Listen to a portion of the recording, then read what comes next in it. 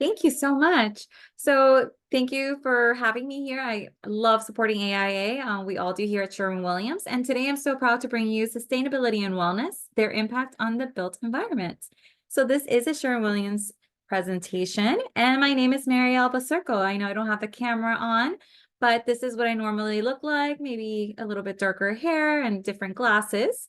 But I am the architectural account executive for Miami-Dade and Monroe County. So should you happen to be in those areas in Florida, that's my contact information.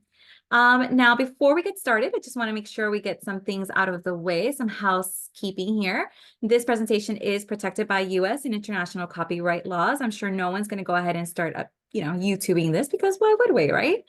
Then I also am so excited to share that this is a certified AIA, IDC, C, and GBCI CEU. So you guys are going to get a little bit of everything here. Now, the title says it all, right? Sustainability and wellness on the built environment. So what is this course going to be about? Well, this is really meant to be an open dialogue of what could be, right? If we put our efforts together in prioritizing a sustainable future. And that is starting to mean something very, very different nowadays. Some things I hope that we can get out of this presentation is that we're going to go ahead and have a better understanding of the universal drivers of sustainability and wellness, right? What is actually driving our approach to having a more sustainable, more climate positive approach to wellness and sustainability. And then we're going to go ahead and further explore how these universal drivers have created specific trends in the commercial segment. I'm talking about hospitality, education, wellness, hospitals. Then we're going to go ahead and take a deeper dive in how consumer needs are driving those innovations in areas of sustainability and wellness. This is the best part, I think. We're really going to look at how companies are being so innovative and listening to both consumers and architects and finding ways to reuse, recycle, and renew products. Then lastly, and this is, I think, the most I like to say warm part of the presentation, we're going to discuss the benefits of color and how it can be used to meet the goals of health and wellness, every part of your commercial project. Now, with that being said, let's dive into our universal drivers. Now, I went ahead and mentioned on the previous slide a climate positive approach, right? So if we go back to the days when we were in math class, I'm so sorry, guys. Think of that line segment, right? Remember, we have our negative, we have our zero, and we have our positive. We are talking about making sure we are going over to the positive side of this. We're not talking about a climate neutral. We're not talking about net zero. We're trying to give more than we have taken back. So we're not just trying to say we took a tree, we'll plant one tree. No, we're trying to make sure that we're giving more than we have taken. So some of these universal drivers that we're going to go ahead and discuss are decarbonization, waste reduction, clean energy, social sustainability, restorative and regenerative practices, and transparency and traceability. Starting off with decarbonization. So this is a great slide, but I'm going to go ahead and put a little spin to this because I was a science teacher. Just a little bit of background for you guys. I went ahead and taught chemistry back in the day, and we all know about greenhouse gases, right? And they just get such a negative connotation because, we immediately start thinking of the poor cows that just get, bamboozled with having the fault, at least back in the day, of their poor methane. But greenhouse gases are just chemical compounds in the Earth's atmosphere that trap heat. This is necessary. However, having an over amount of greenhouse gases is what's causing this climate change, right? In order to keep the climate at a temperature that doesn't have a frozen tundra, we need greenhouse gases. And we're talking about carbon dioxide, methane, nitrous oxide, ozone, any kind of fluoride-like gases. And we are just producing too much emissions in carbon that are obviously causing an exponential growth in that climate change, where this is where we're seeing that climate change increase. And so we need to start talking about decarbonization. How is it that we can help with decarbonization, right? Well, we can start looking at sourcing locally, right? We're reducing that carbon footprint. I think everybody knows what carbon footprint. If not, carbon footprint is really just taking into ourselves, into our own person, and minimizing any kind of material manufacturing good, because anything that we manufacture or we're on a car or on our vehicle, we're emitting, once again, carbons into the atmosphere, right? We're creating those more greenhouse gases. and then therefore, once again, driving climate change. So sourcing locally, we're minimizing the distance, we're minimizing the amount of carbon, we're minimizing our carbon footprint, which is amazing. We're going to go ahead and also start thinking about designing for adaptability and resilience. We need to start specifying longer lasting and low carbon materials. It's not just thinking about getting the job done, but really thinking about how is this building going to affect the future and sustainability? Can we make it with materials that are not going to go ahead and offset such a great amount of VOCs per se? We want to make sure that we can have spaces that can adapt over years with minimal construction upkeep, right? We are seeing a great upheaval with a lot of offices being turned into apartments nowadays because the rise of people needing a place to live is outgrowing the people needing to go into an office, especially with what happened with the pandemic, right? We have this hybrid living. And renewable energy and carbon offsetting. So companies are choosing to reduce their emissions by procuring renewable energy or funding carbon offsetting projects. This is where we're having our amazing solar panels just really starting to take shape here, at least in South Florida. We're seeing a lot more of them than we were in the last decade. Now, with every one of these universal drivers, we're going to go ahead and have a project spotlight showcasing how at least one project is taking that universal driver into consideration. And with this one, we have the Net Zero Campus. This campus was made to help divert waste from landfills, meeting strict non-potable water demands by incorporating a mixture of rainwater and treated water into their plants. This is amazing. The islands do this all the time. They operate completely on renewable energy and reuse of existing structures and seamlessly connecting the built environment to nature. The biophilia movement is not going anywhere, and now we're really trying to find our place within our environment, right? Let's think more of how the Greeks work with their architecture rather than the Romans. The Romans saw a mountain, they wanted to conquer it. The Greeks saw a mountain and they wanted to make it beautiful, right? With that beautiful mountain still intact. You know, they're not just building a huge marketplace with columns above it like the Romans did. At least this is what my art history teacher liked to say. Now, going into our next driver, waste reduction. Now, brands are adapting marketing and production strategies to meet this demand from forward-thinking consumers. We're starting to see this everywhere. And I will tell you one thing. For example, I actually just went to, I want to say Ulta, but it's also known as to others, maybe like a Sephora. And I went and bought a Valentino lipstick. This is very expensive lipstick, but guess what? That case I have to buy it only one time because now the lipstick is also coming with a refill. We're minimizing the amount of waste that we're creating. And how can we do this? Well, material reuse. We can go ahead and find ways of reusing material for different purposes, right? Over a life of a building, we want to be able to do the same thing. Thinking about reducing construction waste, we want to go ahead and plan before construction begins. And this is something that we need to start having a conversation with the owners. Well, what is going to happen when we're tearing down this building? What is this waste? Is there anything that we can reuse, and reshape into the new structure? We want to also design for the future. We want to take into consideration a disassembly plan, accounting for the future, because when we're building something, we have to think that it may not always, for example, be a school.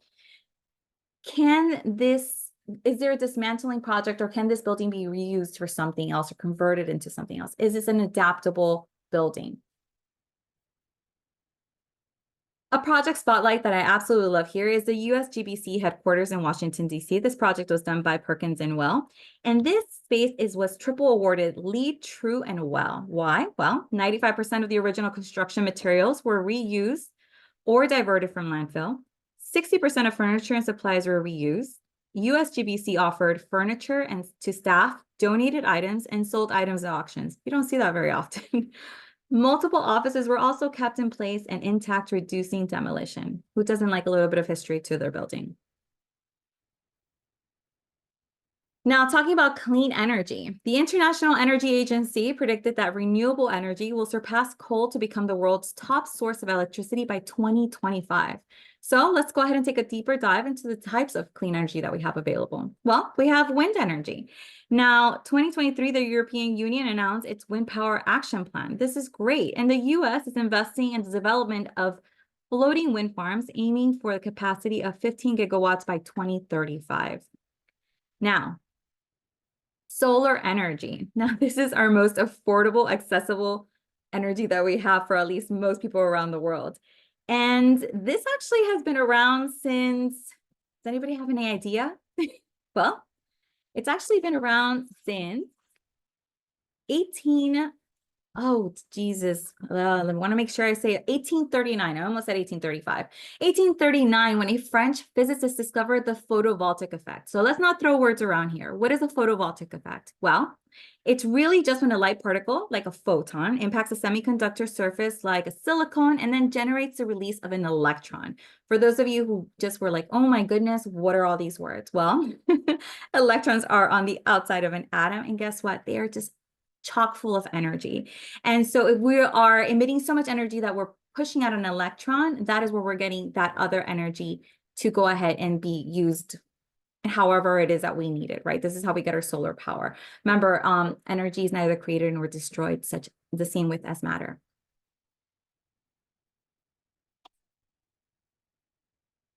Now, hydropower energy is something that we're starting to see a lot over all of Europe.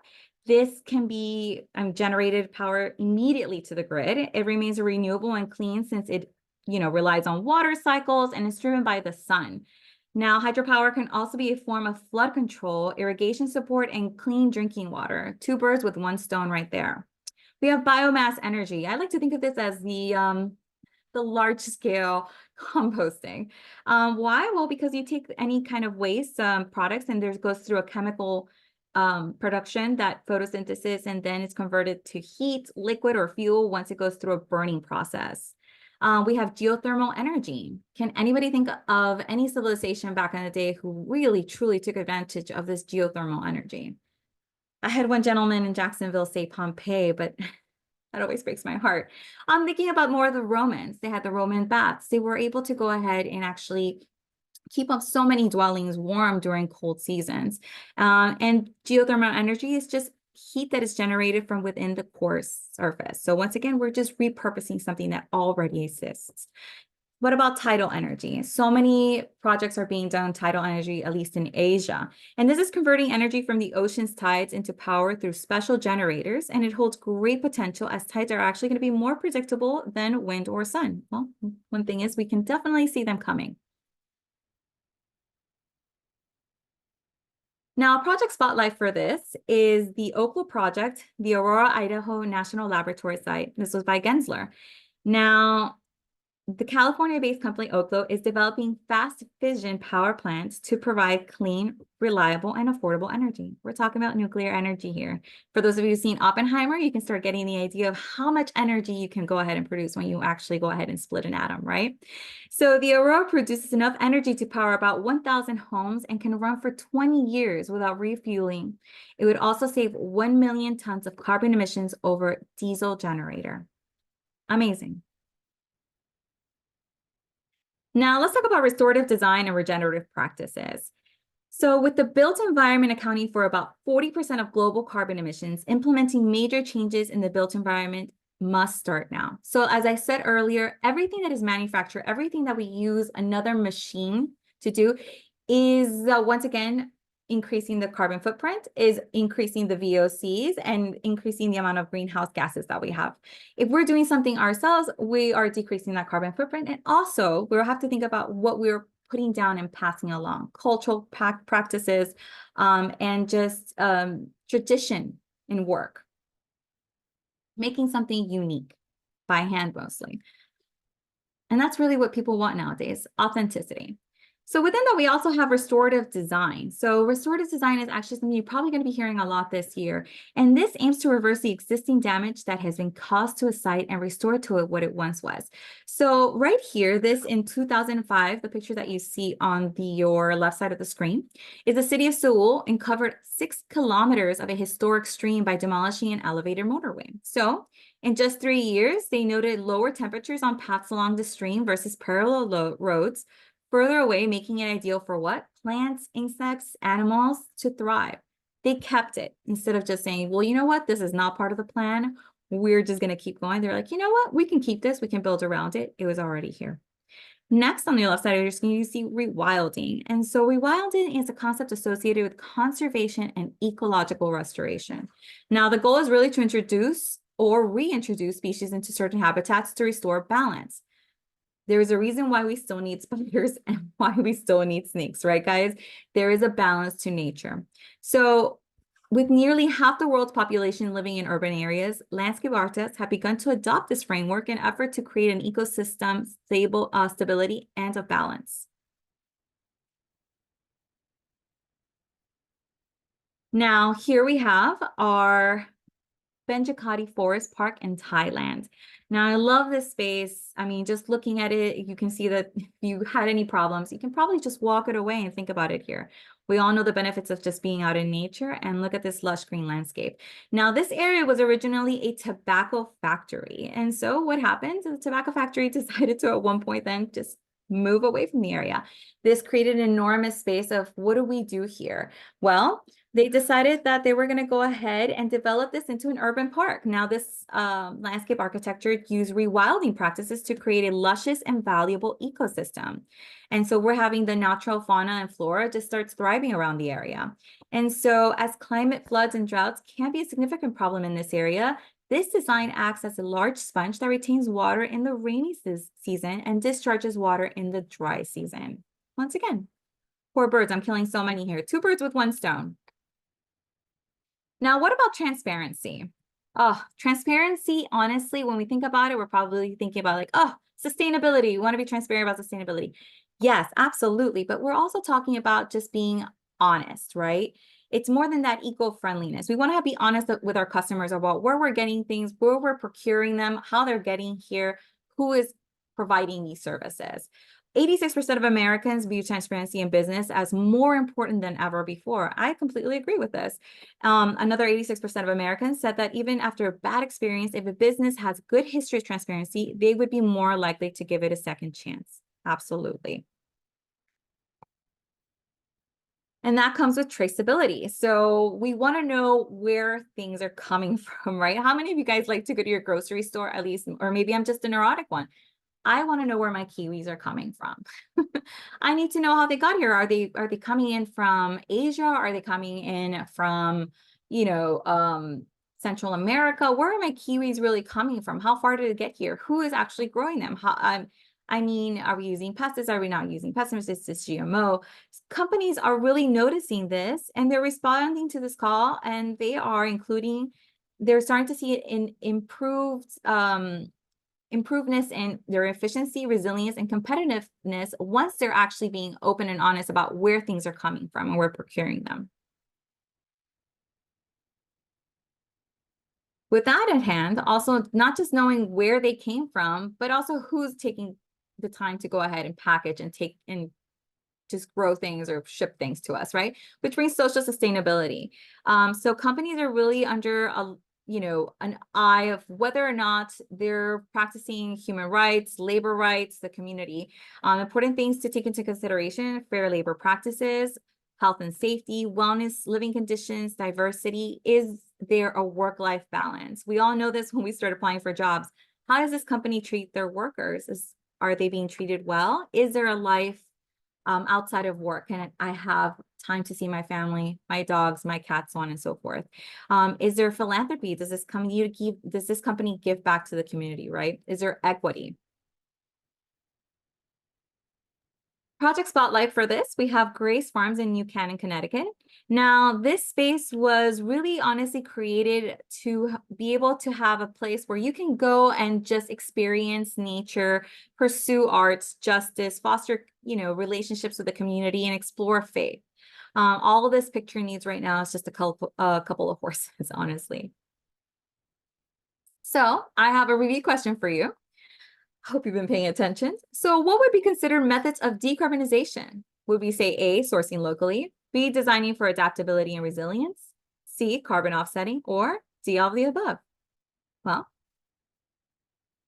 it would be D, all of the above. Now we're going to move into the segment of impact on commercial segments. So how are these universal drivers impacting our commercial segments? Well, we're going to go ahead and start off with the healthcare segment. Now, healthcare has really taken a drastic turn as to what it was, I would like to say, in my mother's generation, like 1940s at least, right? No longer do we just go to the hospitals and think of it as a sterile, clean place, but we're really going to hospitals and we're seeing that people are approaching it very differently. We're approaching this as to more holistically because we're trying to design for not just the body, but also the mind, right? With an emphasis in personalized care and prevention care. When you start going into hospitals for children, we start noticing that they are truly designed for little people to go into and be taken care of. When we're seeing hospitals actually have areas in which they have solely designated for people who are coming from international spaces to have services done here, and they're having a team brought up to their liaisons and so on and so forth for the care that they're coming for. We also have inclusive design, which follows the principles in creating connected, functional, and beautiful spaces for every individual. And that goal is inclusive design is to create spaces tailored to all perspectives. Now, I love this project spotlight. This is the Children's Hospital of Richmond, Virginia. Now, what's the first thing that pops out at you? Hopefully you said it's color. Very important. Color is important, especially bright colors for children. It just brings and impacts them greatly. Now, HKS is the team that went ahead and designed this. The goal was to create an environment that provided normalcy and support the developmental needs of children and adolescents. And some of the key features are teen lounges, custom and interactive art. I don't care what you say. I think that's great for all ages. Areas of hospital teachers to help patients continue their learning during their stay. Once again, we're really catering to the person that is coming for services. This being children still need to go to school, still need to learn, can't have their life interrupted just because something else is going on in their life, right? We're trying to keep normalcy here. There are indoor gardens. Once again, that biophilic effect. Event space with streaming ability. Now, in the hospitality and entertainment segment, well, like I said earlier also, we're looking for authentic experiences. And studies show that younger generations are seeking genuine and authentic experiences. They're looking for intuitive design and immersive design. And the best example that I can bring you is how many of you have already been to or seen the Monet or Van Gogh exhibits, that immersive interactive experience where you're going to the room and not only are you just seeing the paintings, but you're seeing the movement of it. The brushstrokes are coming to life. Everything is coming in with music. We know what music and art can do to the brain and what it helps connect in our brain and start keeping that function, keeping it very quick and agile. Now research indicates that these aesthetics encounter create an active spatial engagement that have the power to generate impactful instances that can actively alter people's brain. Meaning these kind of immersive experiences are now going to go ahead and trigger an even greater part of your brain that you're practicing, right? If you don't use it, you lose it. Love this project spotlight, maybe because I'm drawn to it because it's pink, but this is the AT&T in Dallas. This is the corporate campus for AT&T in Dallas, Texas. And this was done by Gensler. And they wanted to create an entertainment destination while heightening brand awareness and driving revenue for local businesses. There's a 100-foot media wall, immersive lobby, interactive sculpture, building scale media trellises, integrated sound system, and in-ground lighting. All I can tell you is just by looking at this space, I feel as if you were to run through this, probably there would be some sound or lighting or water cascading from those fountains in some sort of manner, just interaction within. Now, when we're talking about office buildings, there's two things we need to think about. We have adaptive design and adaptive reuse. So adaptive design is ensuring for flexible and easy changes in a space, right? For short-term or more sustainable footprint and remodel. Like I said, we need to start thinking about, yes, the purpose of this building will be for this, right? Let's say it's a school, but what happens 50 years from now? Can it be reused to something else? Can we make this into offices? Can this be made into just living facilities? And so we need to make the spaces adaptable, right? No longer are we really just seeing spaces with cubicles anymore. If you go into most buildings, we see an open floor plan, and that's an adaptive reuse, right? And we're also repurposing older structures for new uses. It holds great importance to maintaining cultural heritage and slowing urban sprawl and creating community spaces. I also said this earlier, there's nothing like having a little bit of history in any kind of structure and or building. With that being said, I take great offense with the new generation saying the late 1900s. This is from the late 1900s. Very offensive if you really start thinking about it. I think we can all say, yes, absolutely.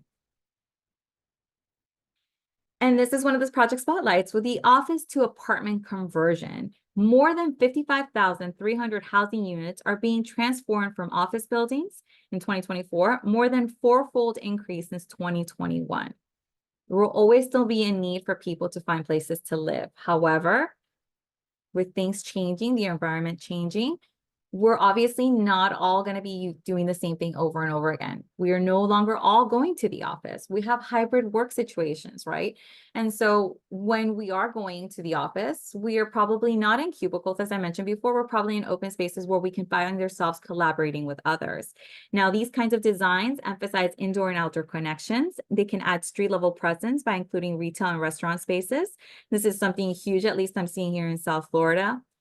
They want to make sure that what we're building also can house people. But at the bottom, guess what? This is the great selling point. You have a Whole Foods downstairs, your own private giant refrigerator, just walking down, minimizing footprint. Number one, check, love it. And number two, you really are minimizing the need for any kind of travel if you are especially working from home. Once again, just helping out with the environment. Now, when we're talking about the multifamily segment, we have two things that are happening.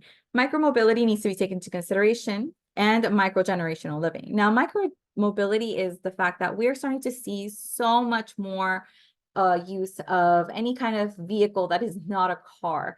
We know that there are, at least in most major cities, we see Segways that you can rent, the little scooters, bicycles all over the city. And we need to start thinking about designing an areas for these kinds of new ways to transport ourselves just than cars and parking lots for parking. So multi-generational living is also something that's being addressed. And I think it's because, well, science and technology has shown that we are living a lot longer than we used to. Back in the day, we were seeing that, our grandparents, back in the day, I'm talking about probably early 1900s. But really we knew our parents, we would think of them as old when they were in their 50s. We know that that is definitely not to be true nowadays. People are living a lot longer, and not everybody is sending their parents or family members to live in assisted living facilities or homes. We like to keep them close. We like to be able to take care of people, and this is a cultural thing as well. And so the designers and architects are really responding to this by creating areas in which we have multi-generational families living under one roof, right? And because we have seen that the US multi-generational living grew by an additional 5.1 million within the span of 2010 to 2020. And as of 2021, 18% of the population lived in multi-generational homes. We're starting to see them. I love the fact that now we have options when we're buying a home. This now has an in-laws quarter because we want to keep them close to us, right? They're living a lot longer. A project spotlight is a family flat. Now, I love this. This really is providing an attainable solution for multi-generational housing that supports the connection between multiple generations, right? Strengthening those cultural ties, but also considering the caregiver's needs, flexibility to adapt to changes and needs of the family. So what's the most important space of a house? Please say kitchen. I did have one gentleman scream out bathroom.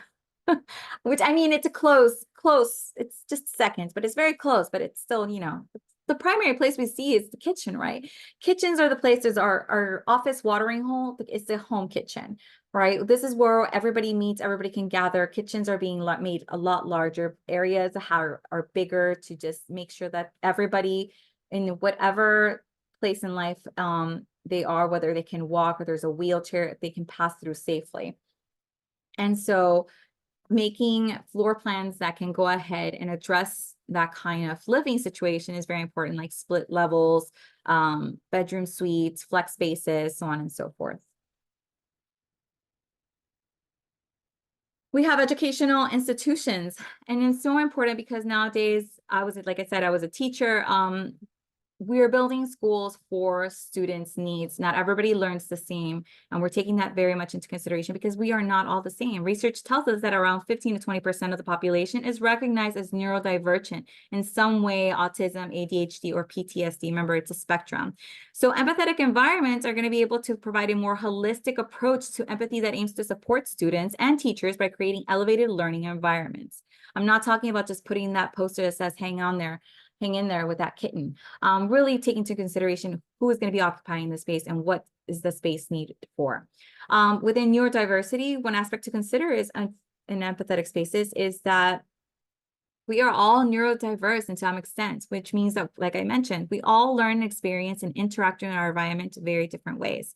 So a canon designed for this would be thinking of a clear wayfinding, accessible stairs and alternate routes, calming transition zones, alcoves to reduce stimulation and soothe anxiety, indirect lighting, sound absorbing and low reflective materials, living plants with no strong smells. Remember, this is an area for many, many people. We need to think for everybody. So smell is something that we need to take into consideration. And muted pastel colors. We want to make sure that everybody feels calm and not agitated, right? Color plays a huge part in this.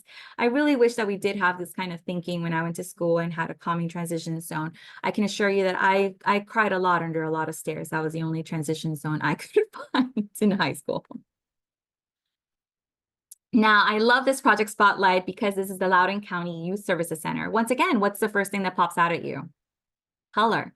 The colors that we see most here are blue and green. The color that is favored for the majority of the world is number one, blue. Second, green. I come into the second category. Love green.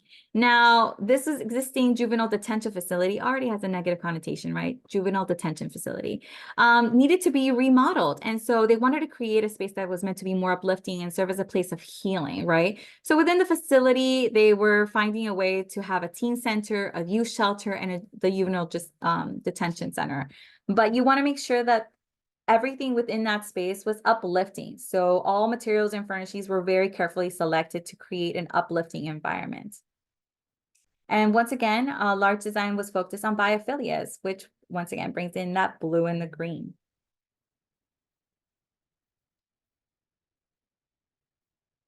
Now, exterior design and landscape architecture, we want to create adaptive environments, right? The primary goal for adaptability is to lengthen the building's lifespan and making it possible to adapt the space with minimal disruption. If once again we are building, we want to think about the environment that we're building in. We are not once again going in there as Romans. We want to go in there as Greeks. How can we make sure that we are not disrupting the flora, the fauna, or any of that ecosystem?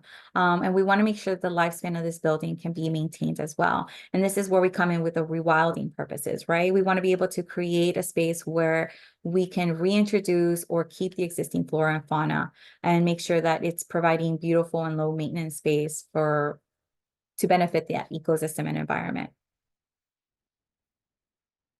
Now, within the industrial segment, well, companies are noticing, just like the old adage of happy wife, happy life. Well, if you have happy employees, guess what? They're going to give you a lot more. They're going to want to make sure that they make you happy as well. This won't just be just a job, right? And so how is it that we can make employees happy? Well, we have to start thinking and investing in our employees. We got to start thinking and focusing on their health and their well-being. So in this case, where Malcolm designed this engineering technical center to include an assembly and manufacturing plant, research center, office, and lab space all in one.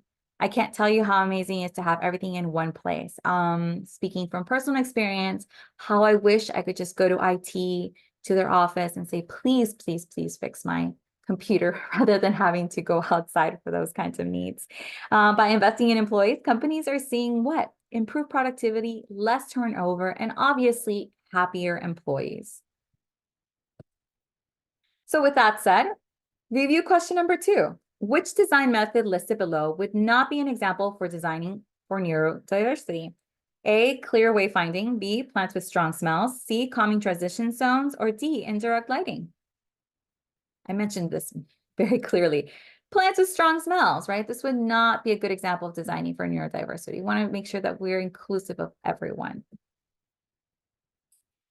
Now, what are we seeing with this? What is it that we're saying, and how are architects, designers, and vendors responding? Well, we're going to see some sustainable solutions.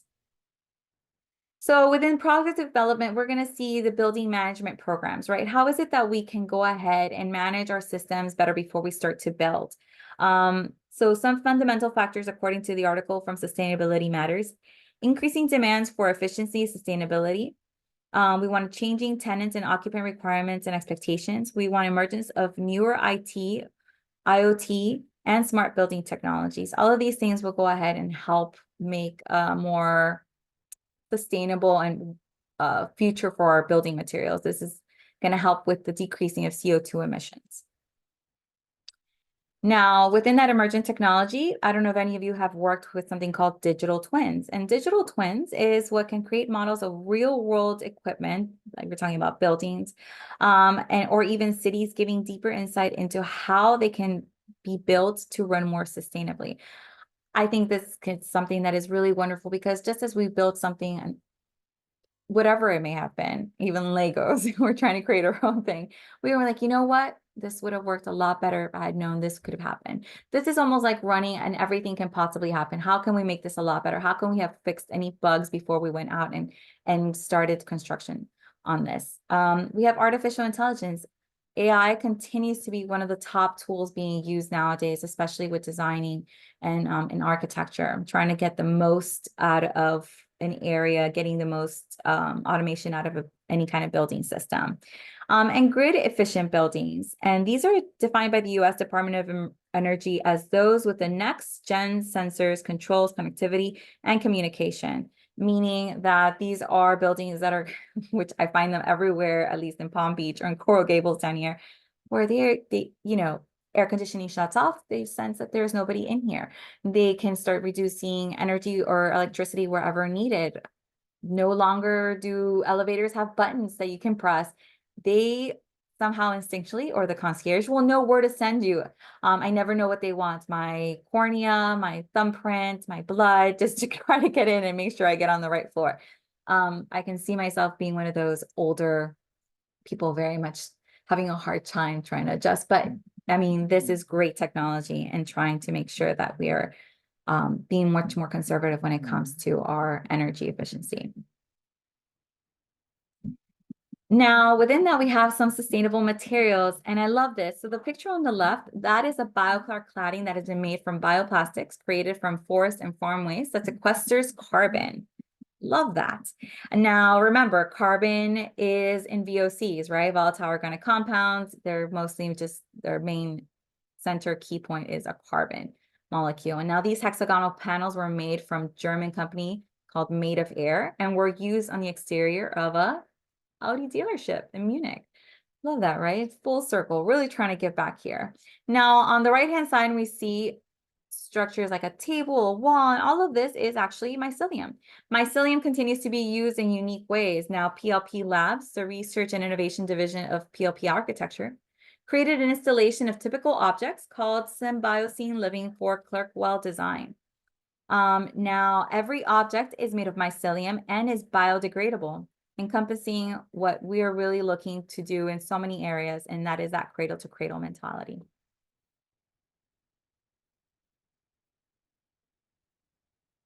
Now, we're going to go ahead and start from the left. And now over here, I love this. By the way, if you can't really tell what that is a chair. I had a hard time trying to figure out what that was at the first. Now, this company in the UK called Solid Wool developed a mixture of wool and bioresin to create a fiberglass-like chair. Now, why? Well, because fleece of the Welsh mountain sheep sometimes can be too coarse to be spun into knitting or wool, and sometimes it's maybe difficult to dye, so it's often just disposed of. So what this company did was just make a way to repurpose this, and creating an authentic, one of a kind, each one obviously, because they're not going to have the same pattern color. And they made this into chairs. I love that. Now, next we have the hemp rebar, which is great because it can be an alternative to concrete, coming from renewable resources that can be grown sustainably. Now, the capabilities for this are insulation. So once again, we're reducing energy costs. So water resistance, making it great for wet or humid climates. and fire resistant qualities. You know, if something's going to be fire resistant, it's going to be long lasting some way or other. Now, the last one is right there on the right-hand side. And this I know might also be a little bit difficult to figure out what this is, but those are plates, different kinds of plates on a table that has almost the same material.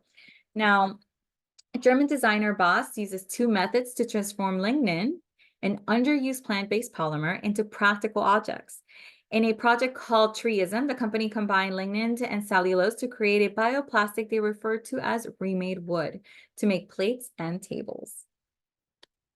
There is also this other company called Woodio, which takes wood chips and also does something like the company's Solid Wool and creates beautiful bathroom sinks made out of all the different kinds of wood chips with the resin. It's just, once again, nothing goes to waste.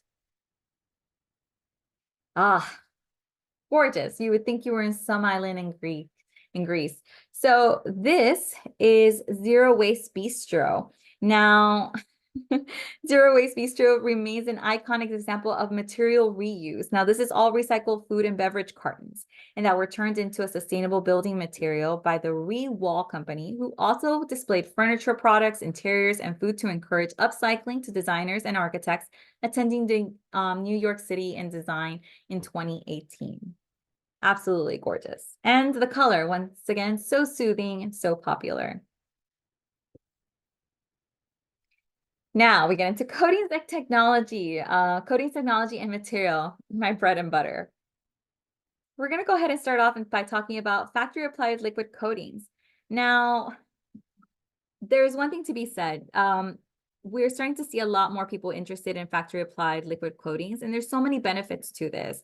And one of the main benefits is that when we are looking at something that's going to be factory applied, we know that the fabricators often use VOC control technologies to reduce the VOC output. Remember, anything that is manufactured is going to be creating emissions.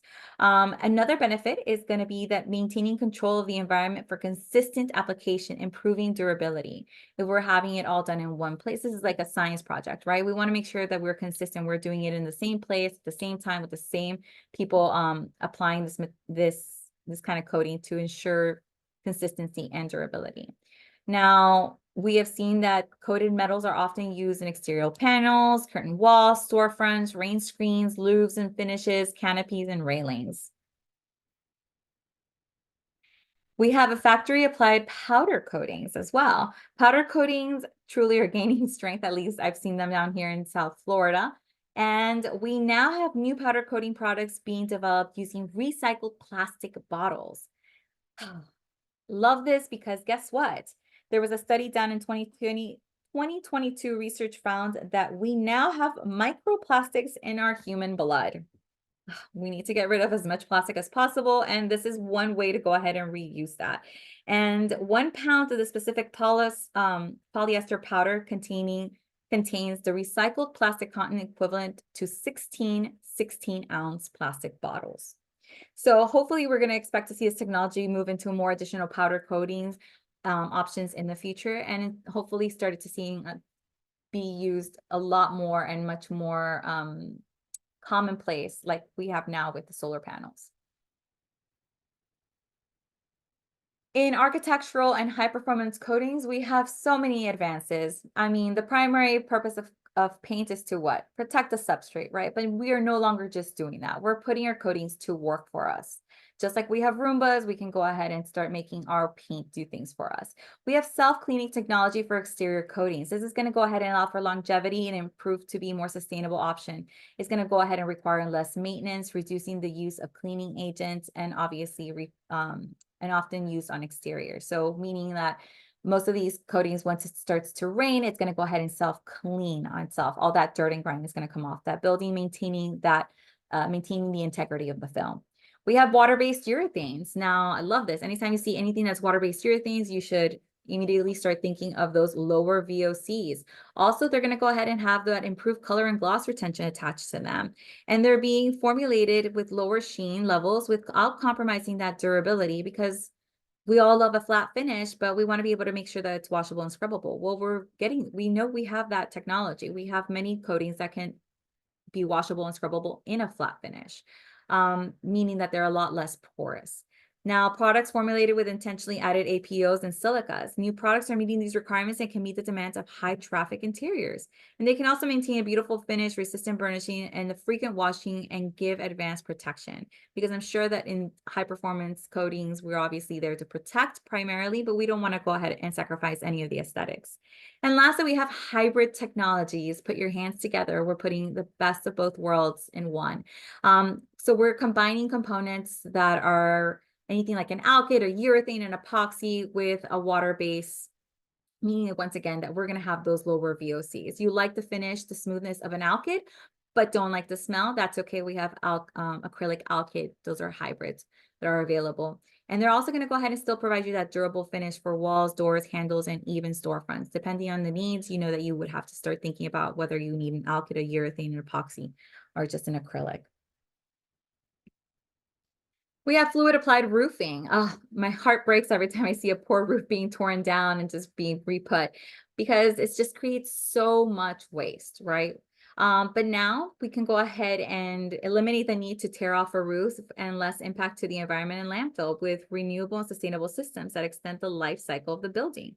It can do so by extending the life of up to 20 years while also extending the life cycle of the building itself, obviously. We have caulks and sealants. They are incredibly important to make sure that we are impacting the energy efficiency of a building, right? Any nook and cranny that is open, we are letting electricity come out. We are letting water seep in. We're creating damage. We're really not doing the best that we possibly could. With caulks and sealants, we see that we can boost energy efficiency by providing tight seals and block drafts, air leaks, and water seepage. I love terrazzo. Everybody's really starting looking at terrazzo. Terrazzo has been around forever. It's been over 500 years with a deep artisan history because it's just one of those beautiful things and it lasts, once again, for almost ever, as long as you just nicely polish it off. Modern terrazzo has become one of the most sustainable flooring solutions offering durability. Yes, is it a little bit more upfront in cost? Yes, but it is going to maintain its lifespan much longer with less maintenance. It's going to be actually saving you money in the long run. Now we have fully customizable aggregates that come from recycled materials that can be recycled glass, mirror, rock, stone, and they can be easily, once again, traced back to the place of origin. Remember, traceability. We want that, that just openness of where things are coming from. Now, when we're talking about intumescent coatings are incredibly important for just about any kind of steel work or any huge, large public project. And we need to make sure whether we're going to be talking about 1 to 3 hour fire resistance when also trying to make sure that we're keeping that attractive finish. Shop applications of intumescent coatings can do a lot. Once again, decrease overspray and waste because it's in a controlled environment by people who know and how they've been doing this all the time. And allowing for, once again, that consistent application and accelerated dry time. So when opting for an application with field touch-up for a full system, projects can often be completed on budget and even ahead of schedule if you take into consideration a shop-applied intumescent coating. So just to keep in mind, modern large-scale construction projects are considered a success based on 3 main factors: safety, design aesthetics, and construction speeds. Now, sustainable wood species, it's once again sourced locally, right?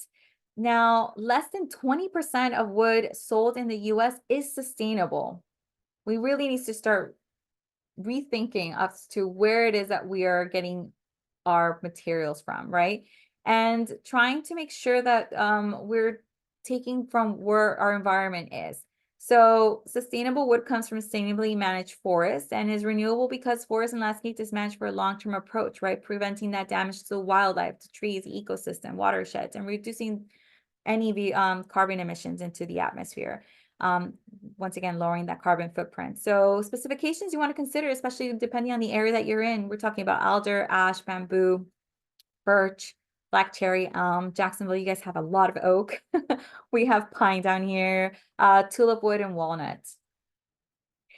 Now, review question number 3. Advancements in coating technology include A, exterior self-cleaning technology, B, lower sheens and water-based urethanes, C, products without intentionally added APO, D, hybrid technologies, or E, all of the above.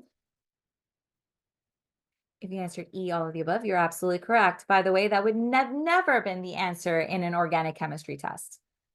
Never all of the above. Now we come into the more, I like to call it just more relaxing portion of the presentation. And this is really the role of color in sustainability and wellness, because color plays a huge part in the built environment. One of two things you're going to notice first in any space that you walk into, and that's either color or smell. Now, it's important to make sure that we're having wayfinding and safety places when we're talking about color. One study estimated that verbal directions are given about 80,000 times per year in an average 1 million square foot medical center. Why? Because people are not shown exactly where it is that they need to be going, which is the path that they need to be taking. Sometimes we create our own paths. I see this all the time at universities. Considerations when we're finding, when we want to make sure that we have a safe wayfinding path. Creative flooring with specific colors and patterns for orientation. Color says everything. If I see red, it's going to tell me not to go in there. If I see green, might be safe, obviously. We want to make sure we incorporate color zones with other well-known patterns. We want to use landmarks and buildings and wings of larger campus to easily distinguish where you are. And we want to use universal signage colors. Like I mentioned, we all play that game, right? Green light, red light. We know that red means stop. We know that green means go. Now, there is psychological and physiological responses with color. A study showcased that 62 to 90% of initial impressions are based on color. The other part is, I'm pretty sure, going to be smell. So it's no surprise that color plays a big role in marketing, design, branding, and even therapy. There are positive and negative reactions worth considering when we're thinking about the psychological and physiological effects of color. So let's take a look. Some of the psychological responses to color. Well, color can immediately invoke a certain response to our body, right? We see that blue, the most popular color out for the majority of people in the world, has a sense of calmness, tranquility, relaxation. At the same time, there is sadness and melancholy. We get the expression, why so blue, right? Denoting that somebody might be sad. We have green, which we know it's just immediately think about nature, freshness, growth, harmony, and or envy and greed. You know, once again, that saying, green with envy. Then we have yellow, which we know we immediately think of yellow. We think of that happy face, right? Colored in yellow, happiness, cheer, joy. Once again, it can also bring agitation, anxiety, and unease. If I were put in a bright yellow room, absolutely, I would cry. Just a side note for those of you who are going to be having any little one coming and joining you anytime soon, you don't want to paint your nursery yellow. Yellow, it has shown that it increases the amount that the child is going to start crying. Maybe soft yellow, but not like any canary-like yellow. Red, it's going to give us courage, motivations, stimulation, and or anger and aggression and stress. Absolutely. When we go into battle, we start thinking of red, right? When we're hungry, it's usually because we see something that is red. It starts stirring up emotions within in that sense. Orange is going to give us warmth, energy, boldness, and or frustration and caution. Orange is one of those colors, you hate it or love it. Now pink, softness, creativity, calm, and or nervousness. Purple, I call it the tween color. It gives us more of a creativity, spirituality, luxury, and this is why I call it the tween color. Arrogance or moodiness. This really is one of those colors that is most popular with young girls when they're going into 11, 12, 13 years of age. We have gray, which is going to be something of maturity, reliability, intelligence. However, I want you to keep this in mind. It can also denote sadness and conservation. We saw this with the design that we had about maybe 13 years ago. It was that, what were the modern colors that were on trend, right? White and gray. It was very simple, very simplistic. This was right after the housing crash, right? We were very unsure and uncertain of what was happening. We don't want to get attached, right? Our homes were very minimalistic, wabi-sabi kind of like design. And so gray can go ahead and give you that conservative look, that minimalistic look. Whereas now is incredibly much the opposite. We are trying to make our homes, our spaces, ours. And so we are bringing in color. Things are being a lot more cheerful and color and expressive of the person or the space that's people that are going to be occupying that space. While black is going to be mysterious and sophistication, it can also go ahead and signify death and evil. Innocence, simplicity, blankness, that's going to be your white. Also cold and sterility. We don't want just white walls in a hospital anymore, right? I mean, that definitely tells us that it's coldness, sterility. What am I doing here? we are adding warmer colors in our design practices. And also just a fun fact, when it came to the wedding dress, the person that went ahead and made that popular was actually Queen Victoria, the white wedding dress. Now, physiological responses. Now, blue is going to be able to help our heart rate, lowers body temperature, slows metabolism, suppresses appetite. Maybe for the kitchen. Green is going to be able to relax the bodies, lowers stress, aids in healing, soothes eye strain. Yellow is going to be able to help release serotonin, increases metabolism. We see a lot of that color in gyms, right? In places where we want to be able to exert ourselves, but it can also cause fatigue and stress. Now, red is going to be able to raise our body temperature, increase energy exposure, can elevate to the blood pressure and respiration. We have red light therapy that is being used a lot in the cellular level to just kind of increase that. It has longest wavelength, so it does respond very well to that kind of therapy when you have that therapy. Now, orange raises hunger levels, increases mental activity, improves cognitive and alertness, cognition, sorry. Pink is going to help lower heart rate by reducing anxiety and anger. Funny enough, that is kind of a blush pink is the color of my bedroom, because once I get in there, I need to make sure I can shut down safely. Purple causes frustration and sadness. However, it can also increase deep thoughts, while gray is going to raise anxiety levels and can cause unease to the body. Now, black and white will have calming effects in the mind and body. Funny enough, my office at home is black and white. Now, we can't go without talking about color without pointing out the nature connection and biophilic design. We know that there have been so many studies that are linking happiness and positivity when we're thinking about, biophilic design, the green, we're trying to connect whatever's outside, we're trying to put it back in. We know that it can help improve attention, lower rates of stress, depression, reduce risk of psychiatry disorders, and reduce feelings of anger and fatigue. Whenever you're upset, take a break, go outside, see the trees. Aspects to consider for this is adequate daylighting, natural colors, materials, and shapes, and living architectural, natural ventilation as well. Now, we mentioned branding with companies. So sustainability and branding. Companies are striving to show their commitment to sustainability by showcasing specific colors that play a key role in branding with their branding and design. We know that green is going to go ahead and to give us that image of this is a company of that is focusing on sustainability, growth, environmental consciousness. Think of the logo for Publix. They even have their own line called GreenWise. Blue, trust, stability, commitment to transparency. The first company that comes to mind for me is IBM. Earth tones are going to give us a connection to nature and the environment, while warm tones are going to give us urgency and passion when used strategically. So color obviously has a profound effect on those living spaces that we're inhabiting, especially in that built environment, like I mentioned. So it's important to always think of how is it that we can utilize color for wayfinding and safety, right? We want to make sure that we understand the psychology and physiology that colors can give off when we're trying to create a space. What kind of experience are we trying to promote? We want to have colors connection to nature. It's easy implementation. We want to make sure we use elements of biophilia. And we want to make sure that when we're talking about clients branding, we use colors to draw clear connections to sustainability and efforts, right? Now, with that said, which colors play a key role in biophilic design, sustainability, recognition, and branding? A, greens, B, blues, C, earth tones, D, warm colors, or E, all of the above. Once again, all of the above. I really hope that you were able to get something out of this presentation. I know we had a couple of objectives, but we want to make sure we understood what those universal drivers were. We want to know how those universal drivers are obviously shaping each segment: commercial, hospitality, education, so on and so forth.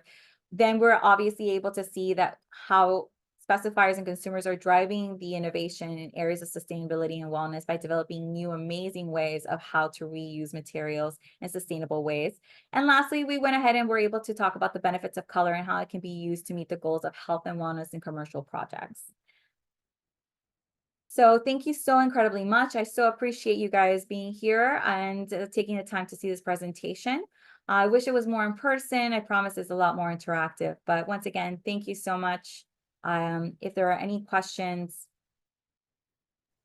Hey, I think the questions were taken care of as they came in because they're all done. oh, awesome. Yeah.